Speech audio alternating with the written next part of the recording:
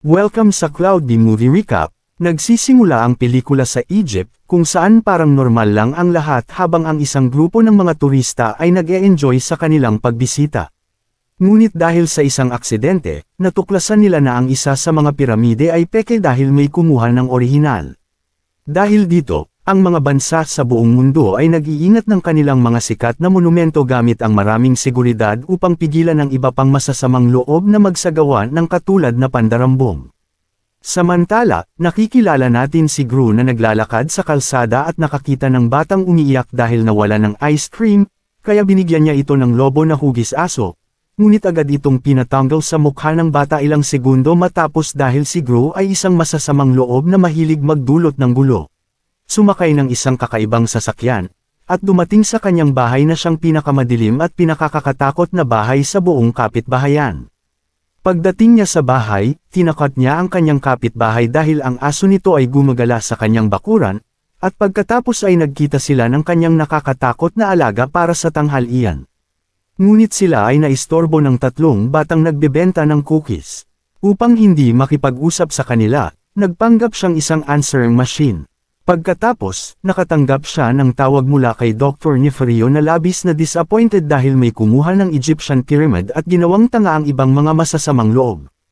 Nang marinig ito, nagpunta si Gru sa isang lihim na lugar sa kanyang bahay na puno ng mga minion, mga kakaibang nilalang na parang mga dilaw na kapsula na nagtatrabaho para sa kanya sa isang malaking laboratorio.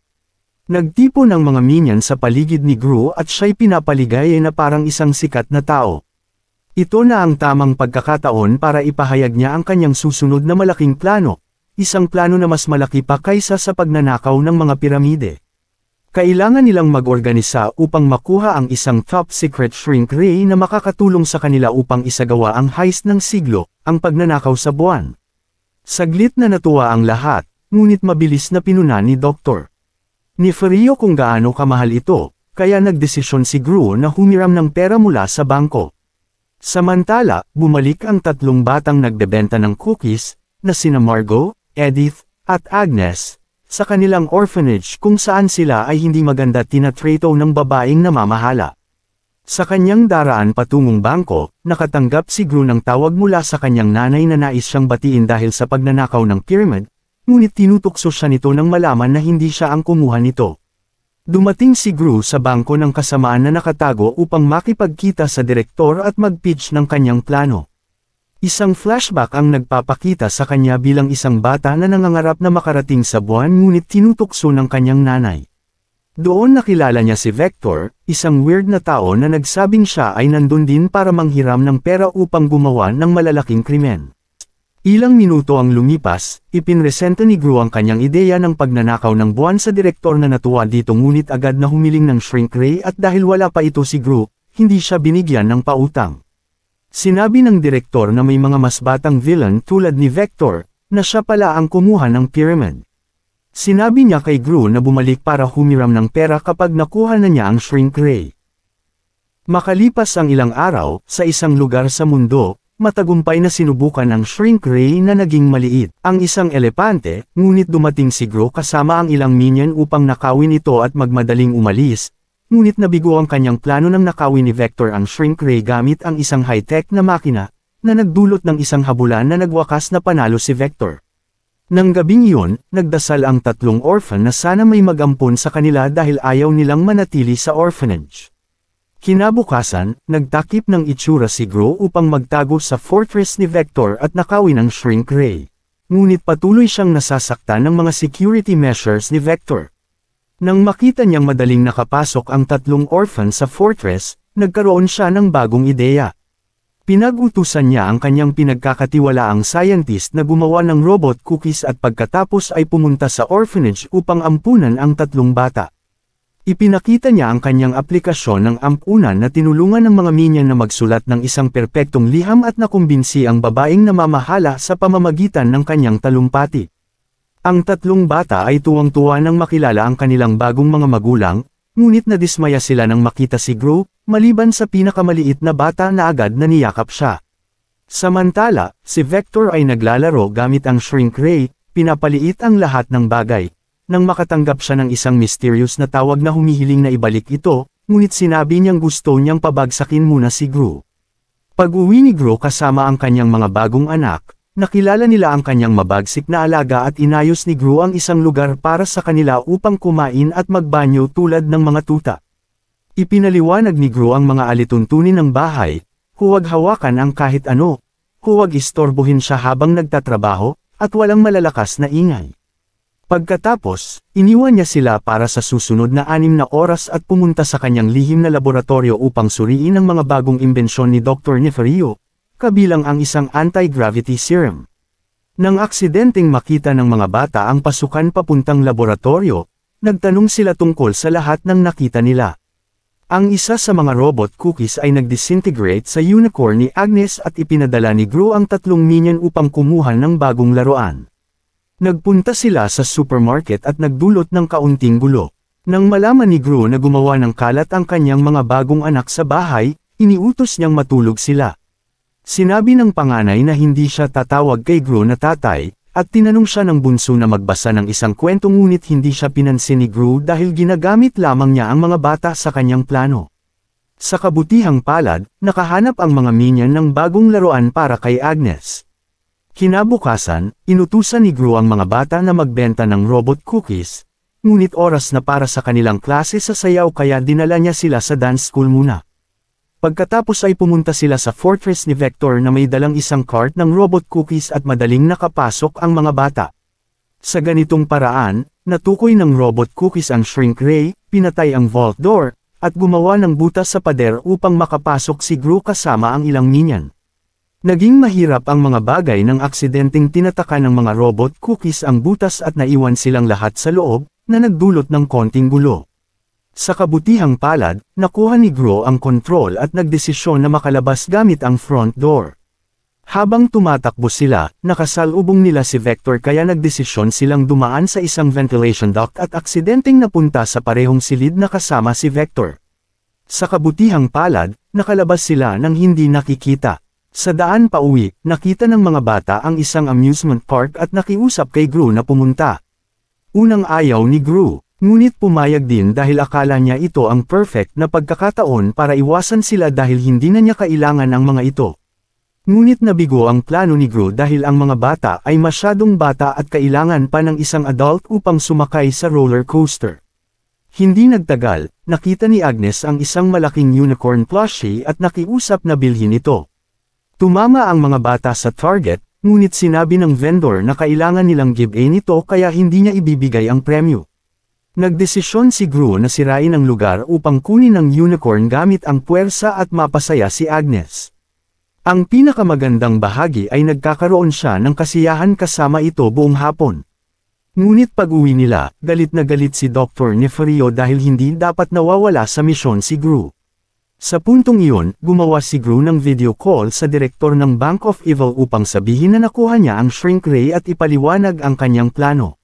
Ngunit pinutol ng mga bata ang presentasyon, na nagdulot ng abala kaya tinanggihan ng direktor ang pautang, na sinabing matanda na si Gru, distracted, at hindi kasing husay ng mga batang mga villain, na nagpapaalala kay Gru ng lahat ng kanyang childhood traumas dulot ng kanyang ina. Walang ibang magawa, nagtipon si Gru ng mga minions upang sabihin sa kanila ang nangyari at nawala silang sapat na pera para sa moon heist. Sa kabutihang palad, narinig ito ng 3 bata at ibinigay ang lahat ng kanilang ipon upang matulungan siya.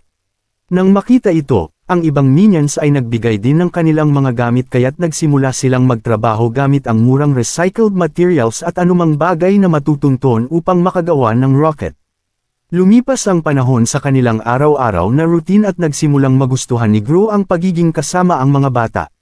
Sa kasamaang palad, hindi gusto ni Dr. Nefario ang relasyon na ito dahil nakakalito ito kay Gru mula sa orihinal na plano.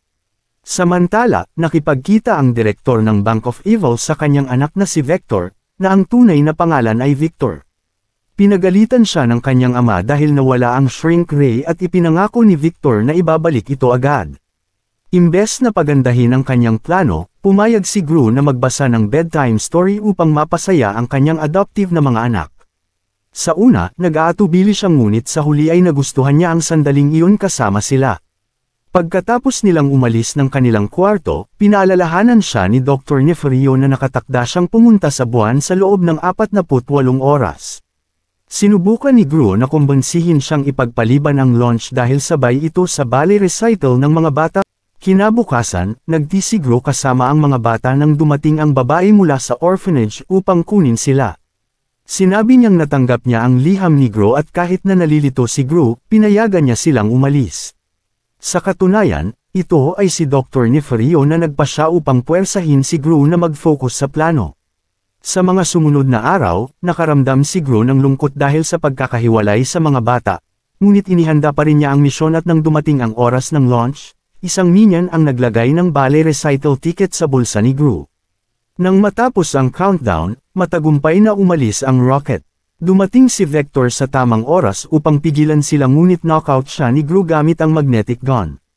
Kaya't nakarating si Gru sa buwan at ginamit ang shrink ray upang gawing kasing liit ng orange ang buwan. Natutuwa siya hanggang makita ang ballet recital ticket na lumulutang at napagtanto niyang may oras pa siyang makapunta, kaya't nagmadali siyang bumalik habang ang mga bata ay umaasa na makikita siya sa audience. Nalaman ni Dr. Nefario na pansamantala lamang ang epekto ng shrink ray kaya't sinubukan niyang kontakan si Gru ngunit hindi siya makontak. Kaya't nagpa siya siyang hanapin. Si Gru agad. Nagsimula ang ballet recital at misteryosong dumating si Vector sa audience. Sa kabutihang palad, dumating si Gru ng eksakto at nagmadali ngunit natuklasan niyang tapos na ang show. Sa reserve na upuan, nakita niya ang isang liham mula sa mga bata na sa katunayan ay galing kay Vector, na nagpapahayag na kinidnap niya ang mga bata kapalit ng buwan. Nagmadali si Gru at ibinigay ang buwan. Ang problema, nagdesisyon si Vector na panatilihin ang mga bata ng kaunti pang panahon, na ikinagalit ni Gru. Kamangha-mangha, nakaiwas si Gru sa mga atake ni Vector at sa mabagsik na pitang sa fortress. Tumakas si Vector gamit ang flying pod at sinubukang kumapit si Gru, ngunit nawalan siya ng lakas at nahulog. Sa kabutihang palad, dumating si Dr. Nefario at ang mga minions upang iligtas siya. Nagsimula ang isang bagong chase habang ipinaliwanag ng siyentipiko na ang mga bagay na sumisikip ay bumabalik sa kanilang orihinal na laki base sa kanilang masa. Ibig sabihin, mas mabilis bumalik ang mas malalaking bagay. Ang buwan ay nagsimulang lumaki, tinamaan si Vector at gamulong sa pod na nagdulot ng malawakang pinsala. Ang mga bata ay pinalaya at nakakita ng escape hatch. Hinihikayat ni Gru silang tumalon sa kanyang spaceship at tiniyak na paprotektahan sila. Tumalon ang dalawang batang babae ngunit nag-atubili si Margot. Nang magdesisyon siyang tumalon, hinawakan siya ni Vector. Sa kabutihang palad, aksidenteng tinamaan ni Margot ang buwan at itinulak si Vector na magtamba. Si Margot ay nahulog mula sa lubad at sinundan siya ni Gru, ngunit pareho silang nahulog ng hindi inaasahan. Ngunit sa isang milagrosong sandali, lumikha ang mga minions ng isang human chain upang iligtas sila. Samantala, patuloy ang paglaki ng buwan hanggang tinamaan nito ang isang bottle na nagbalik sa kanya sa kalawakan, na nagpatali kay Vector sa buwan. Sa bahay, bumalik sa normal ang lahat. Nagbasa si Gru ng isang bagong bedtime story na isinulat niya na sumasalamin sa kanyang bagong buhay kasama ang mga bata. Ang tatlong batang babae ay nagkaroon ng espesyal na ballet show para sa mga minions, kanilang adoptive na tatay, at kanilang bagong lola na sa wakas ay inamin na ipinagmamalaki niya si Gru. Nagbago ang musika at pinakumbans nila si Gru na sumama sa stage para sa isang grand performance gamit ang kanyang forbidden dance moves, kaya't naging isang masayang pamilya sila. Dito na nagsisimula ang pelikula sa isang lugar sa Arctic. Isang napakalaking base ng operasyon ang nakatanggap ng di inaasahang bisita, isang higanteng magnet na sa hindi kapanipaniwalang paraan ay nagnakaw ng buong pasilidad, mga sasakyan, at maging ang mga empleyado nito. Samantala, makikita natin ang paborito nating kontrabida, na hindi na masamang tao tulad sa unang pelikula. Ngayon, nasa birthday party siya ng kanyang munting anak na si Agnes, at kasama ang mga minions, naghanda sila ng engranding palabas mula sa kaharian ng prinsesa. Ngunit naging komplikado ang mga bagay nang makatanggap sila ng tawag na nagsasabing ang taong dapat magbihis bilang prinsesa ay hindi makakarating. Walang ibang pagpipilian si Gru kundi siya mismo ang gumanap sa pinakamahalagang papel sa party.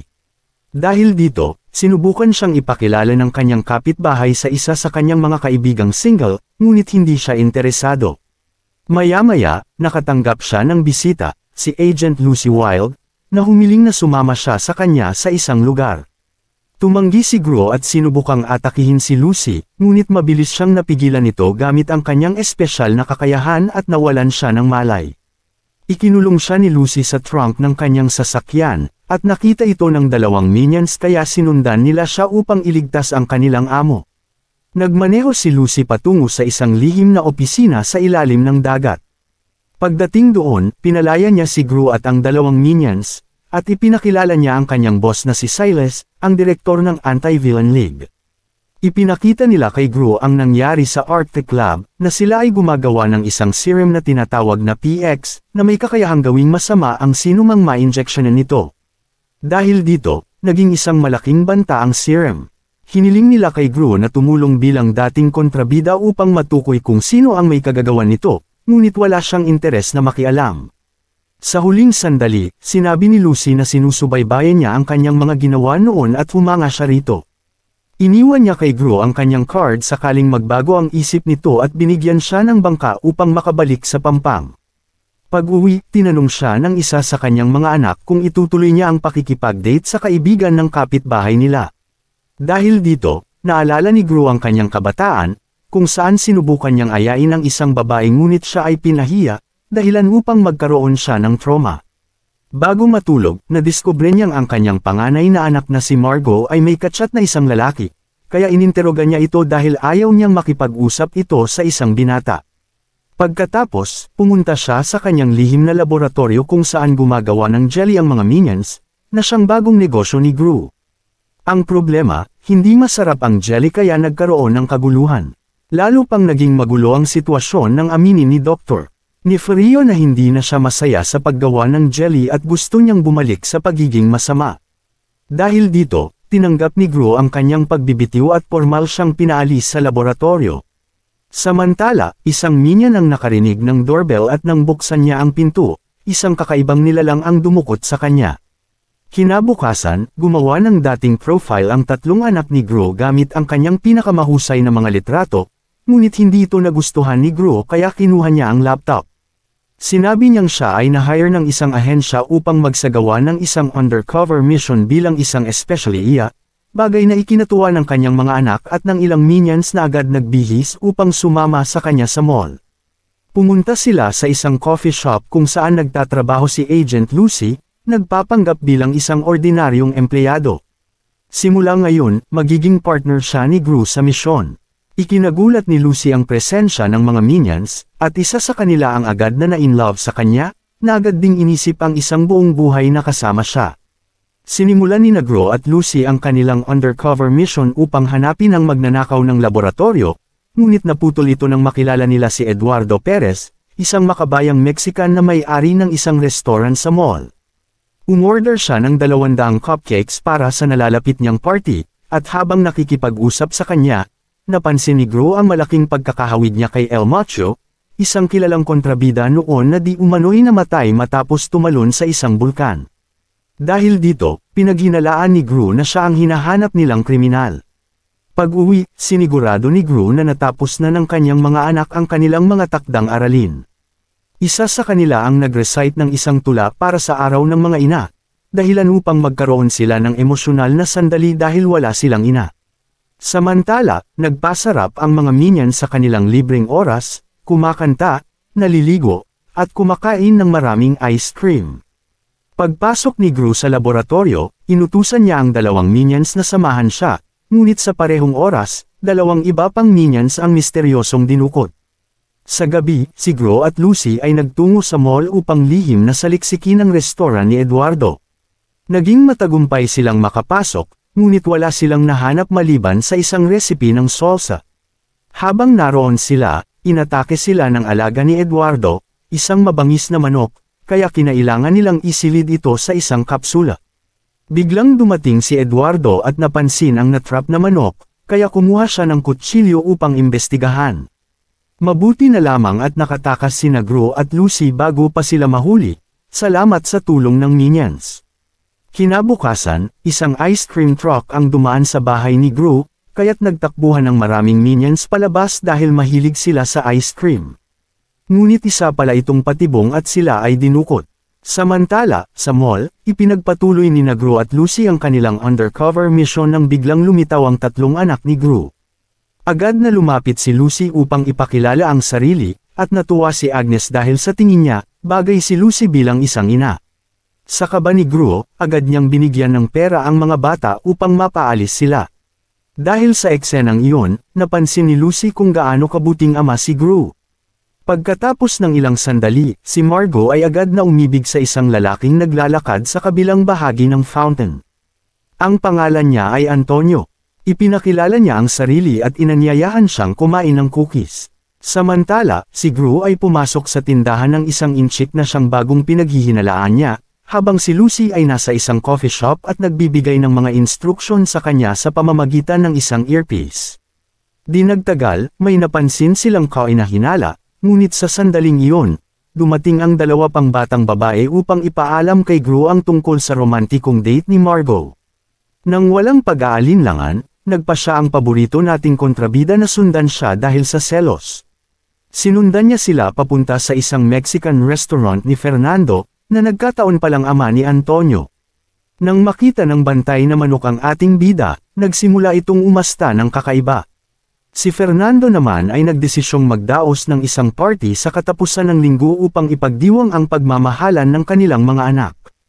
Samantala, nagkaroon ng pagpupulong ang dalawang especially iya kasama ang pinuno ng Anti-Villain League, kung saan mariing iginiit ni Gru na si Fernando ay si El Macho at dapat ikulong. Ngunit walang naniwala sa kanya, dahil inisip nilang gusto lang niyang ilayo si Margot kay Antonio. Samantala, nagising ang mga minions sa isang liblib na isla. Tila sila ay kinidnap, ngunit ang totoo, nag-e-enjoy sila nang hindi nila alam na may nagmamasid sa kanila. Napansin ni Gru na nawawala ang ilan sa kanyang mga minions, ngunit inakala niyang nagkataon lang na sabay-sabay silang nagbakasyon. Wala siyang oras upang alamin ito dahil dumating ang kanyang mga kaibigan at kapitbahay upang ayain siyang mag-date. Sa hindi malamang dahilan, nagsuot si Gru ng wig sa hapunan, ngunit nang matuklasan ito ng babae, agad niya itong pinintasan dahil sa pagkamuhi niya sa kasinungalingan at sa mga kalbo. Buti na lang dumating si Lucy at tinulungan siya sa pamamagitan ng pagpapatahimik sa babae gamit ang isang pampatulog. Dahil dito, nagkaroon sila ng pagkakataong mag-usap ng mas personal at nagkaroon ng espesyal na koneksyon. Bago umalis, binigyan ni Lucy si Gru ng halik sa pisngi bilang pamamaalam. Kinabukasan, nagising si Gru sa magandang pakiramdam. Naghanda siya ng masarap na almusal at tumulong sa ilang mga sisiw na tumawid sa kalsada. Ngunit nagbago ang lahat nang matanggap nila ang balita na natunton na ng Anti-Villain League ang inchik na tindahan kung saan natagpuan ang mga ebidensya ng kaso, na nangangahulugang tapos na ang misyon. Dahil dito, bumalik si Gru sa kanyang negosyo sa paggawa ng jam, habang si Lucy naman ay naitalaga sa Australia para sa bagong misyon. Bago siya umalis, iniabot ni Lucy kay Gru ang kanyang lipstick bilang pamamaalam. Bigla nitong binago ang kanyang mood, at nagbalik ang kanyang pagkakontrabida dahil sa lungkot. Nang tanungin ni Agnes, inamin niyang mahal niya si Lucy, ngunit huli na ang lahat. Sinubukan niyang tawagan si Lucy ngunit sa huli, hindi niya nagawa at sinunog na lang ang kanyang telepono. Samantala, patuloy na nag-e-enjoy ang mga minions sa kanilang isla hanggang sa dalawa sa kanila ang nadala sa isang laboratorio, kung saan sila ay tinurukan ng isang misteryosong likido at naging mga mabangis na nilalang. Wala nang pagpipilian si Gru kundi puntahan ang party ni Fernando, kung saan sinubukan niyang ilayo si Margot kay Antonio, ngunit nabigo siya. Habang malungkot siyang nakaupo, kinausap siya ni Fernando at sinabing magkapareho sila bilang mga survivors. Naging kainahinala ito kay Gru, hanggang sa natuklasan niyang may lihim na lunggas si Fernando. Habang si Lucy naman ay papunta na sa Australia, bigla niyang napagtanto na mahal niya rin si Gru. Dahil dito, nagdesisyon siyang buksan ang emergency exit ng eroplano upang bumalik sa kanya. Samantala, nang pasukin ni Gru ang lihim na lungga, natuklasan niyang si Fernando nga si El Macho. Ang mas nakakagulat pa ay ang kanyang dating scientist na si Dr. Nefario ay nagtatrabaho na para sa kontrabida, at tinutulungan siyang gawing mababanggas na nilalang ang mga minions. Sinabi ni El Macho na humanga siya noon kay Gru bilang isang kontrabida at nais niyang makipagtulungan sa kanya upang maging pinakamalakas na kontrabida sa mundo. Nagkunwari si Gru na interesado, ngunit sinubukan niyang tumakas. Dahil dito, ipinadala ni El Macho ang isa sa kanyang mababangas na minions upang habulin siya. Bago umalis, binaril niya si Antonio ng yelo at dinala ang kanyang mga anak. Ilang oras ang lumipas, dumating si Lucy sa mall ngunit agad siyang nahuli ni Fernando, na alam ng kabilang siya sa Anti-Villain League. Buti na lang, si Dr. Nefario ay palihim na tumawag kay Gru upang ipaalam ang nangyari. Agad namang kumilos si Gru upang iligtas ang babaeng mahal niya.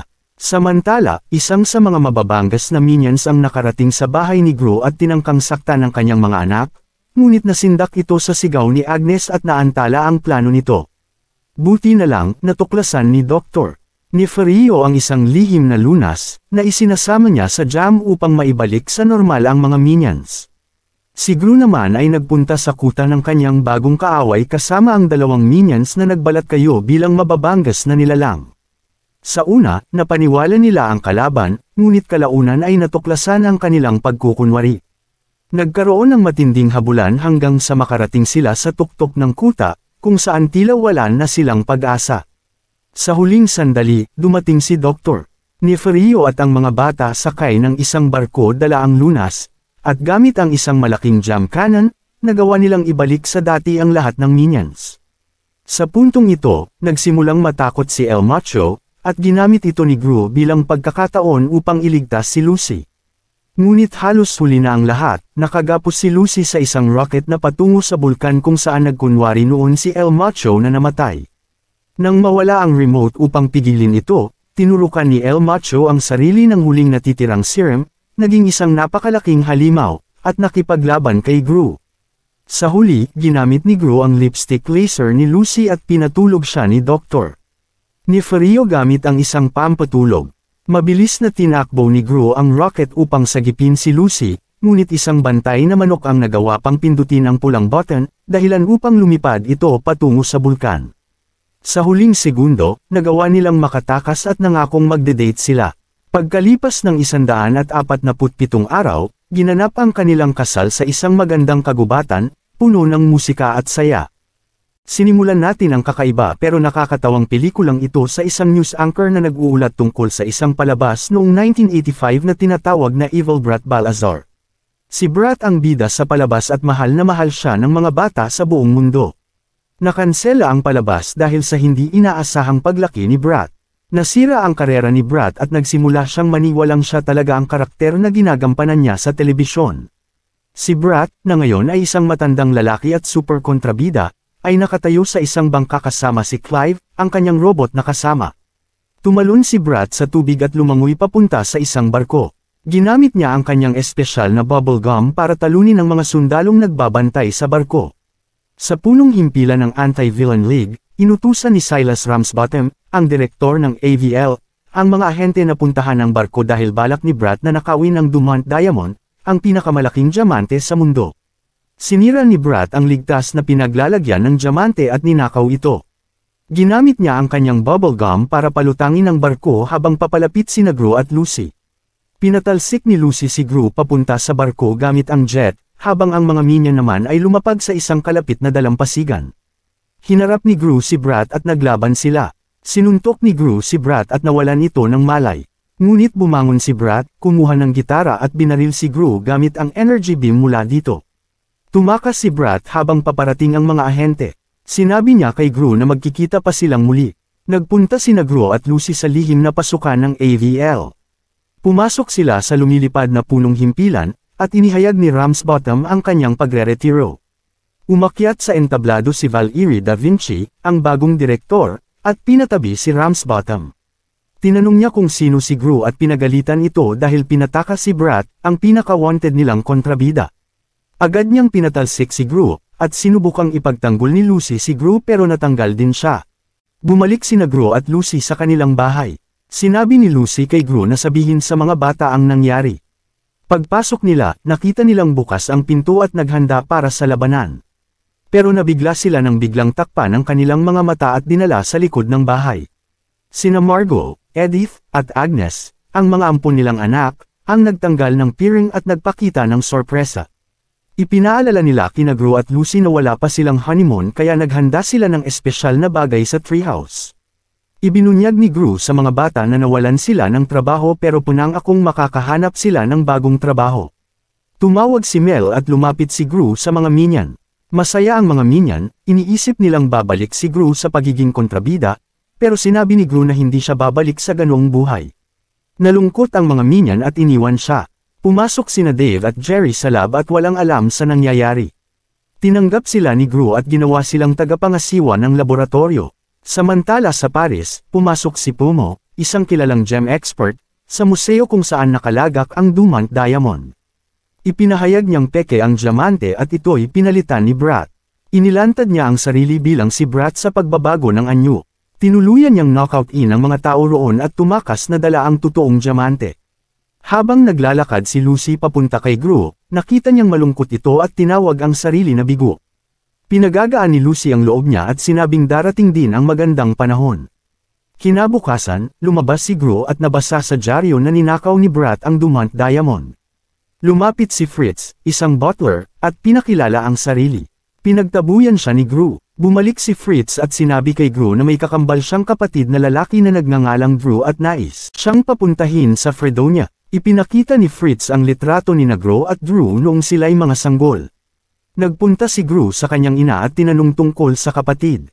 Sinabi ng ina niya na dinala ng ama si Drew noong sila'y naghiwalay at nangakong hindi na magtatagpo muli. Lumipad si Gru at pamilya niya papuntang Fredonia at humanga sa malaking mansion ni Drew. Sinabi ni Fritz na may pinakamalaking pig farm ang pamilya sa lugar. Pagpasok sa bahay, nakita ni Gru si Drew na may mahabang makantab na buhok. Pinuri ni Drew sina Lucy at ang mga bata at ipinakita ang koleksyon ng sasakyan. Inutusan ni Drew si Fritz na ipasyal sina Lucy at ang mga bata habang magkasama silang magkapatid. Samantala, si Brat ay nasa kanyang lihim na lungga at nilalaro ang action figure na kahawig niya. Dinala ni Drew si Gru sa isang lihim na silid at ipinahayag na ang tunay na negosyo ng kanilang pamilya ay pagiging kontrabida. Ipinakita niya ang litrato ng kanilang ama na dating kilala bilang Bald Terror. Ikinwento niyang ipinagmamalaki siya ng kanilang ama noon si Gru, pero itinuring siyang bigo. Nakiusap si Drew na turuan siya ni Gru maging kontrabida, pero tumanggi si Gru. Naglibot sila sa Fredonia gamit ang sasakyan ng ama at nakaiwas sa pulis habang nagnanakaw ng mga lollipop si Drew. Samantala, si Lucy ay nahirapan magbantay sa mga bata habang nasa bayan. Pinakain siya ng keso ng isang batang lalaki sa entablado. Pumasok si Agnes sa isang bar at nakita ang isang sungay ng unicorn. Sinabi ng bartender na ang makakakita lang ng unicorn ay ang may dalisay na puso. Samantala, pumasok ang mga minion sa isang movie set at sumali sa talent show. Hinabol sila ng pulis habang nagtatanghal pero natuwa ang audience. Nahuli ang mga minion at dinala sa kulungan. Habang nasa tabing dagat, kinumbinsi ni Drew si Gru na gumawa ng isang huling pagnanakaw. Pumayag si Gru at nais nakawin ang Dumont Diamond. Nagdiwang silang dalawa habang nagplano. Habang nagdi-dinner sina Lucy at ang mga bata, nagtaka sila kung nasaan sina Drew at Gru. Dumating ang dalawa at nagkunwaring sila ang isa't isa. Nagtawanan sila habang nagkakapalitan ng mga pangungusap. Tinanong ni Lucy kung ano ang ginawa nila sa buong araw, at sinabi nilang wala. Pagkatapos kumain, nagmadaling matulog si Agnes. Sinabi ni Edith kay Gru na iniisip ni Agnes na makakakita siya ng unicorn kinabukasan. Sinabihan siya ni Lucy na sabihin kay Agnes ang katotohanan. Pumunta si Gru sa kwarto ni Agnes para ipaliwanag, pero nang makita ang cute na mukha ng bata, hindi niya makuhang sabihin ang totoo. Binati niya ito ng good night at iniwan sa kwarto habang si Agnes ay natulog. Samantala, tinatakot ng mga minion ang mga preso sa kulungan. Napagtanto nila na namimiss na nila si Gru at nagkakaroon sila ng food fight sa kantina. Si Brat ay nananatili sa kanyang tagwan at nag-eehersisyo. Tinanong siya ni Clive kung ano ang susunod nilang gagawin, at pinanood nila ang isang episode ng palabas niya kung saan ginamit niya ang bubble gum at laser para buhatin ang isang bayan papunta sa kalawakan. Sinundan ni Edith si Agnes sa gubat habang naghahanap sila ng unicorn. Naglagay si Agnes ng isang tumpok ng candy sa isang bato at naghintay na may dumating. Sa tagwan ni Drew, gumawa si Gru ng plano kung paano nakawin ang diamante mula sa isla ni Brat. Sinabi niya kay Drew na siya ang magiging getaway driver at na mahalaga ang papel na iyon. Ipinakita ni Drew ang mga lumang villain suits ng kanilang ama at sinuot nila ito. Samantala, dumating si Nico sa bahay at sinabing ikakasal siya kay Margot dahil kinain nito ang kanyang keso. Pinaalis siya ni Lucy at nagreklamo si Margot na nakakahiya si Lucy. Bumalik si Nico kasama ang kanyang ina at isinumpa si Lucy at Margot dahil tinanggihan nila ang proposal. Pinagtanggol ni Lucy si Margot at kinakot si Nico at ang kanyang ina. Pinaalis niya sila at niyakap siya ni Margot. Habang naghihintay sina Edith at Agnes sa unicorn, isang kambing na may sirang sungay ang lumitaw at tinawag ito ni Agnes na unicorn. Sinimulan ni Drew at Gru ang kanilang misyon at tunay na layunin ni Gru ay isauli ang diamante upang mabalik ang kanilang trabaho sa AVL. Dumating sila sa isla pero tumanggi si Drew na maging getaway driver at sumunod kay Gru. Pumasok sila sa gusali at sinubukang kunin ang diamante mula kay Brat ngunit nagising ito. Habang papunta sa laboratorio si Brat, tahimik siyang sinundan ni Drew at Gru. Dumaan sila sa pader na puno ng action figures at nakapasok sa lab. Natuklasan nila na gumagawa si Brat ng isang higanteng robot. Nabulunan si Drew sa special bubble gum ni Brat at ginamit ito ni Gru upang bitagin si Brat. Kinuha niya ang diamante at tumakas sila habang inactivate ni Brat ang kanyang mga action figure. Inatake sina Drew at Gru ng mga ito ngunit nakatakas sila at naipit sa isang bangin. Sinagip sila ni Lucy habang nahuhulog sa mga tinak. Ipinakita ni Gru ang diamante at sinabing ibabalik nila ito sa AVL. Dinala sila ni Lucy pauwi. Nagtalo sina Gru at Drew. Nagsumbatan sila, sinabi ni Drew na sinungaling si Gru, at tinawag naman ni Gru si Drew na palpak. Sinabi ni Gru na nadismaya ang kanilang ama kay Drew dahil wala itong naabot. Nakilala ni Gru sina Agnes at sinabi niya rito na ang kambing ay hindi unicorn. Humingi siya ng tawad at sinabing minsan, kambing ang binibigay ng buhay kahit unicorn ang gusto natin. Tinanggap ni Agnes ang kambing at naging masaya pa rin siya. Pagbaba ni Lucy, kinuha niya ang diamante kay Gru, sumakay sa eroplano kasama ang mga bata, at inalis ang kanyang disguise, siya pala si Brat. Natagpuan ni Gru si Lucy na nakakulong sa aparador at sinabi nitong kinidnap ni Brat ang mga bata. Nagmadali si Gru papunta kay Drew at isinama siya upang iligtas ang mga bata. Dumaan sila kay Mel at sa ibang minions na nakatakas mula sa kulungan gamit ang isang gawa-gawang sasakyang panghimpapawid. Lumabas si Brat mula sa dagat sakay ng kanyang higanting robot at pumunta sa Hollywood. Pinaputok niya ang mga bubble gum na lumobo tulad ng lobo. Inilagay niya ang mga bata sa isang gusali at pinapanood sila habang sinisira ang lungsod. Dumating sina Gru, Drew, at Lucy. Sinabi ni Drew na plano ni Brat ipadala ang lungsod sa kalawakan. Pinaandar ni Brat ang kanyang laser gamit ang diamante at pinaputok ito sa lungsod. Nakita ni Lucy ang mga bata sa gusali at sinabi kina Drew at Gru na iligtas si Brat habang siya ang bahala sa mga bata. Binomba ni Drew at Gru ang robot gamit ang missiles. Pinakawalan ni Brat ang mga action figure para atakihin sila at sinira ang kanilang lumilipad na sasakyan. Bumagsak si Gru sa lupa at samampas si Drew sa robot ni Brat. Nailigtas ni Lucy ang mga bata at tumakbo sila sa ligtas na lugar. Tinangkang patayin ni Brat si Gru gamit ang laser, ngunit naabot ni Drew ang control chip at pinatay ang robot. Nagmadali si Gru papunta sa robot upang hanapin si Drew, pero hinarang siya ni Brat gamit ang energy guitar. Nagsimula silang maglaban sa sayawan, at ginulo ni Gru ang buhok ni Brat. Nagsayaw pa sila hanggang itulak siya ni Brat. Kinuha ni Brat ang energy guitar, ngunit hawak na ito ni Gru. Tinugtog niya ito laban kay Brat at winasak ang damit nito habang tinapon palayo. Samantala, ginamit ng mga minion ang dinamita upang pabagsakin ang mga lobo at lumipad sila pababa.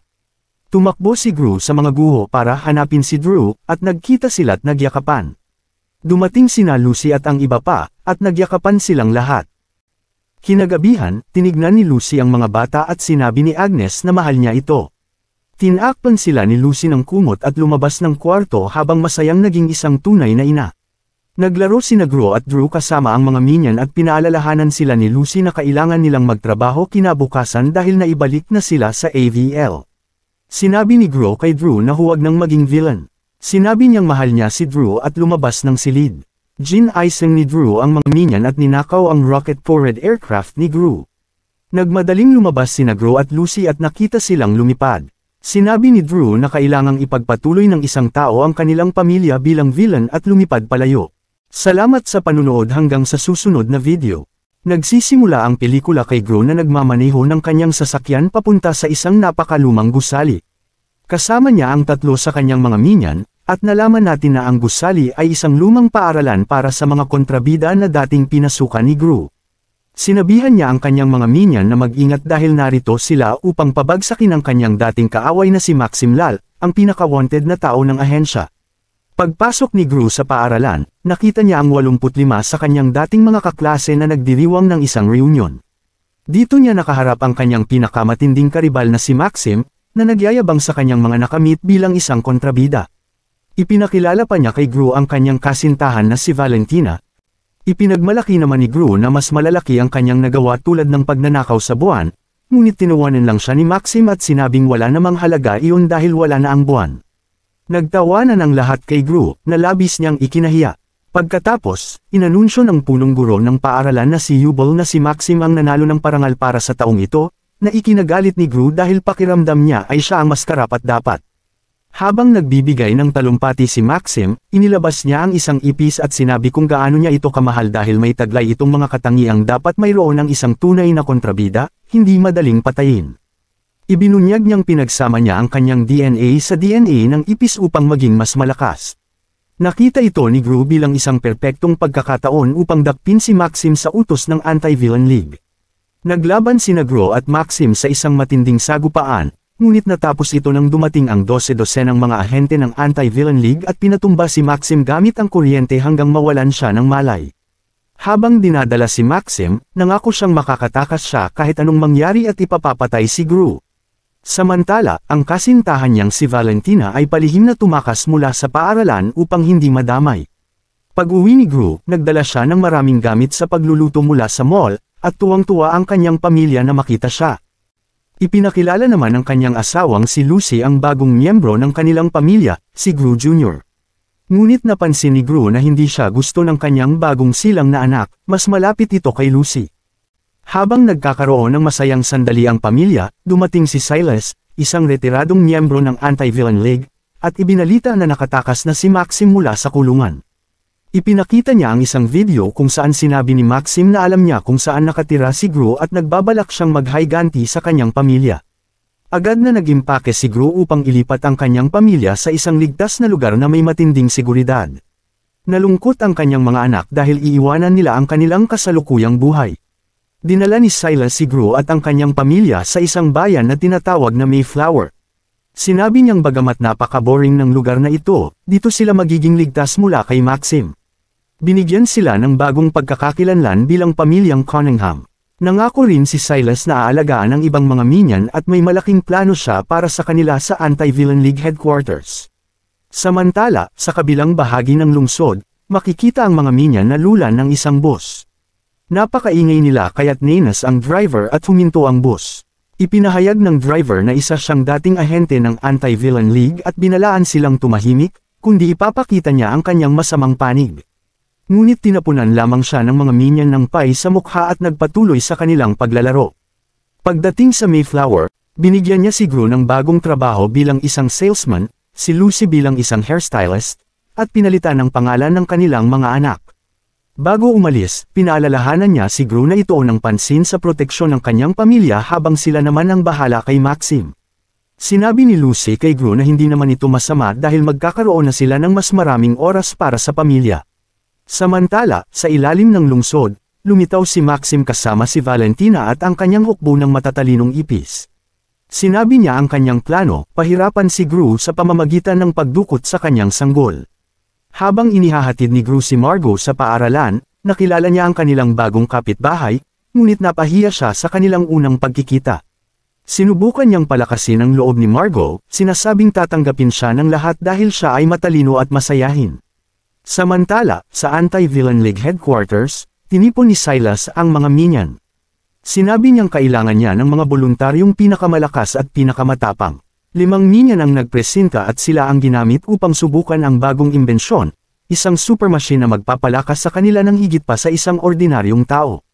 Nabigyan sila ng superpowers, tulad ng stretching, sobrang lakas, paglipad, laser vision, at kakayahang maging bato. Sa kabilang banda, ipinasok ni Lucy sina Edith at Agnes sa isang karate dojo, ngunit napansin nilang napakahigpit ng kanilang instructor. Pinahiya ng guro si Agnes dahil hindi niya masabi ang kanyang bagong pangalan, kaya't ipinaupo siya sa sulok upang pag-isipan ang kanyang pagkatao. Hindi nagustuhan ni Edith ang treto sa kanyang kapatid kaya't sinipa niya ang paa ng instructor, dahilan upang mabali ito at palakpakan siya ng ibang estudyante. Samantala, nagsimula si Lucy sa kanyang bagong trabaho bilang isang hairstylist. Ang kanyang unang kliyente ay isang babaeng nagngangalang Melora, na gustong ipakule ang kanyang buhok ng pink. Dahil sa kaba, maling kemikal ang nahalo ni Lucy kaya nasunog ang buhok ni Melora. Sa takot, hindi sinasadya ni Lucy na sunugin ang buong salon, kaya't nagkaroon siya ng pagkakataong makatakas.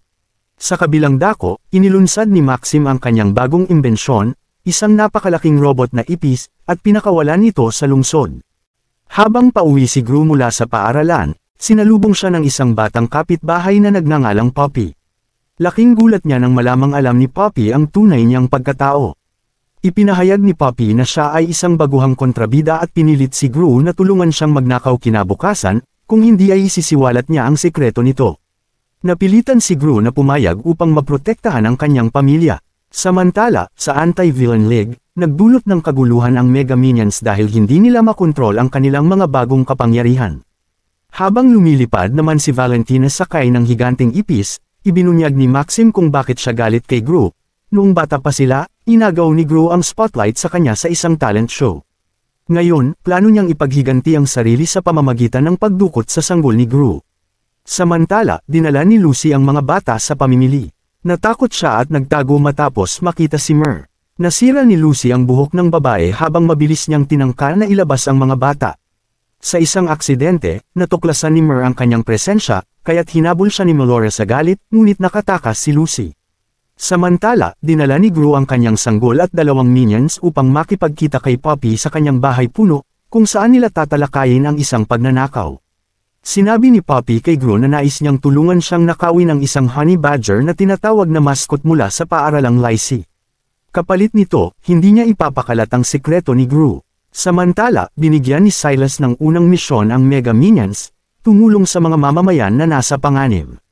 Isang tagalinis ang humingi ng tulong habang nakasabit siya sa isang lubad, ngunit hindi naintindihan ng Mega Minion ang sitwasyon. Sa halip na tulungan siya, kinuha nito ang kanyang brush at tinulungan siyang maglinis, iniiwan siyang nasa panganib. Isa pang minion ang nagtangkang iligtas ang isang pusa, ngunit hindi niya nakontrol ang kanyang laser, na nagresulta sa pagkasira ng isang buong lugar at pagkasunog ng buhok ng isang babae.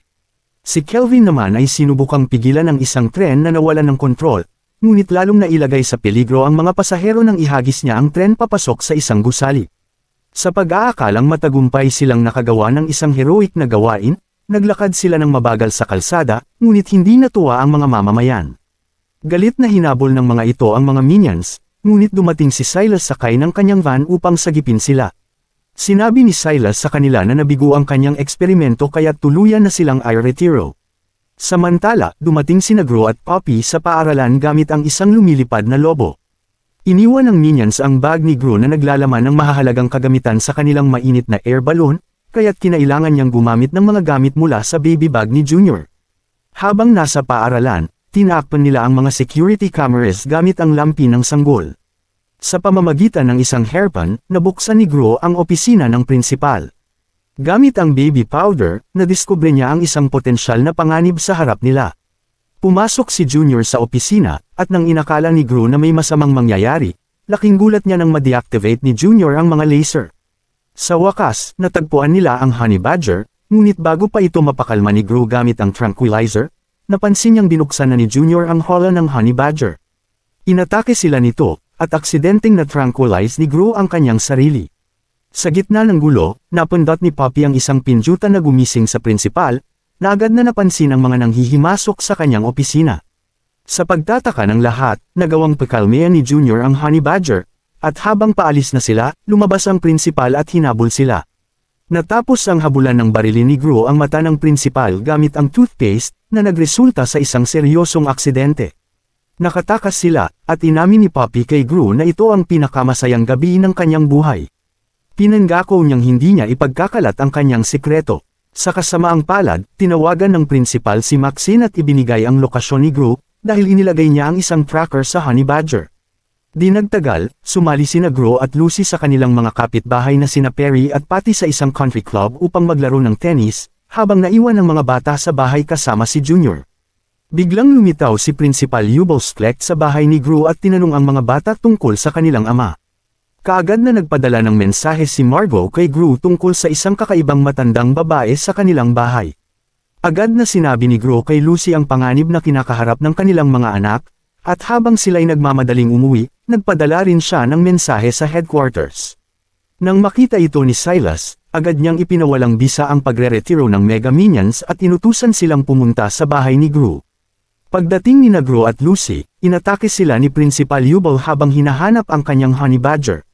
Nilabanan siya ng pamilya, at nagawa ni Lucy na pansamantalang sirain ang kanyang wheelchair. Habang nagaganap ang laban, dumating sina Maxine at Valentina at dinukot si Junior. Napansin ito ni Gru at sinubukang iligtas ang kanyang anak, ngunit huli na dahil nakaalis na si Maxine kasama ang bata. Sa kabutihang palad, dumating si Poppy sakay ng isang lumilipad na sasakyan at tinulungan si Gru na habulin si Maxine. Inihatid niya si Gru sa barkong ipis ni Maxine at agad na lumipad palayo. Binara ni Gru ang windshield ng barko, dahilan upang ito ay bumagsak.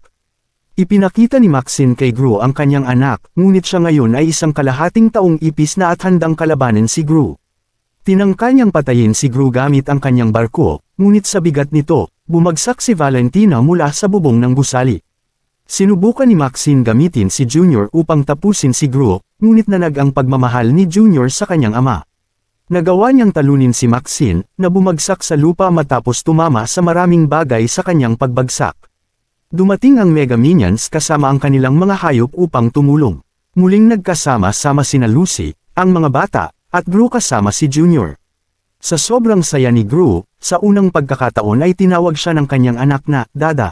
Bumalik ang pamilya sa kanilang bahay, kung saan ginamit ni Dr. Nefario ang kanyang imbensyon upang maibalik si Junior sa normal. Pinasaya rin ni Gru si Agnes sa pamamagitan ng muling pagsasama nila ng kanyang alagang kambing na si Lucky. Bago matapos ang pelikula, sinabi ni Gru kay Lucy na may isa pa siyang dapat tapusin. Pinuntahan niya si Maxine sa anti-villain headquarters at inamin na sinadyang nakawin ang tagumpay niya sa talent show noon. Bilang kabayaran, inalok niya si Maxine na magtanghal sila ng magkasama. Sina Gru at Maxine ay nag-perform ng kantang Everybody Wants to Rule the World, na pinanood ng lahat ng dating kontrabida, sina Vector, Mr. Perkins, El Macho, Scarlet Overkill, Balthazar Brat, lahat sila ay sumali sa pagsasayaw. Sa huli, makikita natin si Gru na masaya kasama ang kanyang pamilya at mga minions, at doon nagtapos ang pelikula.